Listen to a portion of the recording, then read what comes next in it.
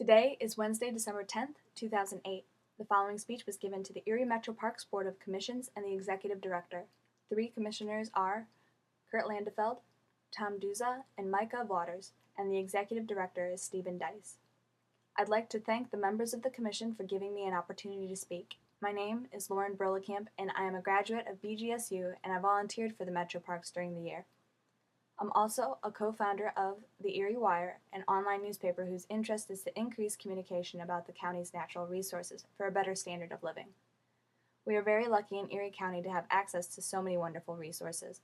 We have some of the most fertile agricultural land, as well as access to the world's largest freshwater source. I have much respect for the work that the Metroparks does for the restoration of the wetlands, which is one of the most important and versatile types of ecosystems. As our planet endures a variety of environmental problems, chemical pollutants are one of the worst. The agricultural industry's use of pesticides is a primary cause of this.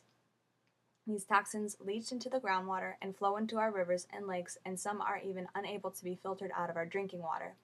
Birth defects, neurological disorders, weakened immune systems, and high cancer rates have long been associated with these chemicals. In recent independent studies, they have found a direct correlation between the rising concentration of toxins in different ecosystems and the growing number of animal species whose males are showing evolutionary traits of females, or becoming feminized. In one of the articles given to you today, there is a section about how the Great Lakes are being affected, where the wildlife has been found to be contaminated with more than 400 different chemicals. Amphibious species are having reproductive problems. Male peregrine falcons have produced the female protein used to make egg yolks, while bald eagles have had difficulty reproducing in areas highly contaminated with chemicals. Our fellow conservationists down at Old Woodman Creek received a grant recently to do research on the feminization of the steelhead trout in the stream, and what is left of the overfished sturgeon population in Lake Erie has been said to have been feminized, preventing it from making a comeback. In our own efforts to preserve the ecosystem, we are using harmful chemicals in order to control invasive plant species within the Metroparks, and I understand that there has even been some pressure to use weed killer on the soccer fields at Osborne Park. Children bioaccumulate toxic chemicals in a more concentrated way because of their developing systems, thus putting them at a higher risk for future health problems. The two herbicides that are commonly used by the Metroparks are Monsanto's Roundup, in which the main ingredient is glyphosate, and Dow Agro's Milestone. Milestone works as a synthetic auxin. Auxins make up the plant's nervous system and balance its growth, and when introduced, a synthetic auxin throws the plant's hormones off and then it dies. The most commonly known synthetic auxin herbicide is 2,4-D, which in agriculture is used on herbicide-resistant weeds and was also a key component in the chemical makeup of Agent Orange, used in the Vietnam War. I feel it should be noted that babies are still being born without eyes in areas of Vietnam that were sprayed with Agent Orange. Farmers use 2,4-D when the Roundup formula doesn't work. There is an ever-growing list of weeds that are resistant to the glyphosate formula as well as the 2,4-D formula. The Canada thistle is listed as one of the 2,4-D resistant weeds, which is one of the invasive species that the area is afflicted with. At the rate that chemical runoff is flowing into our local watersheds and causing evolutionary changes, it is my understanding that it won't be before long before the herbicide-resistant weeds will adapt to Milestone, which affects its system the same way 2,4-D does. In agriculture, before it is realized that a pesticide has lost its effectiveness, the product is often over-applied in vain.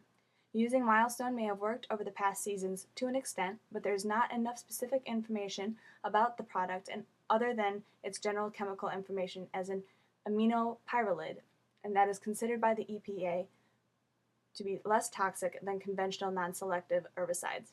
Although it is a different formula than Roundup and 2,4-D, there's no readily available information on why Milestone is considered to be less toxic, how it was tested, or how long it was tested before getting approval for commercial use.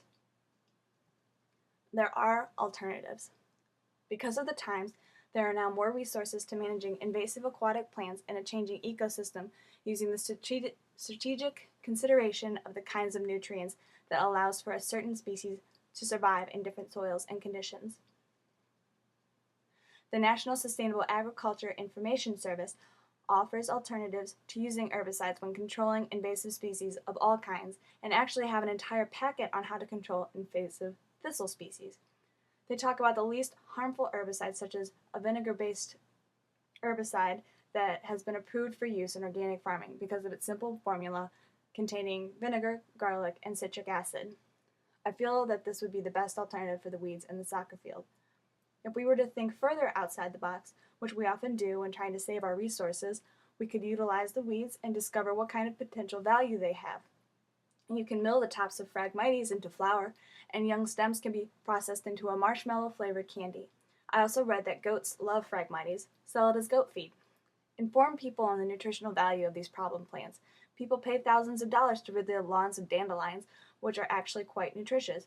People pay top dollar for dandelion salad in fine restaurants, and the Amish make a delicious dandelion wine, and you can make tea from its roots. Pesticides need a lot of petrochemicals and a lot of money in order to use them.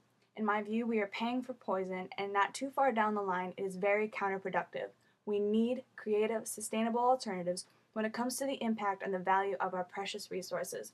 We need to bring awareness to those who need help understanding why we are willing to put our tax dollars towards it. This board has the unique opportunity to initiate a landmark process to improve our environment, protect our children, save money, and forge a program that might stand as a green model for other jurisdictions.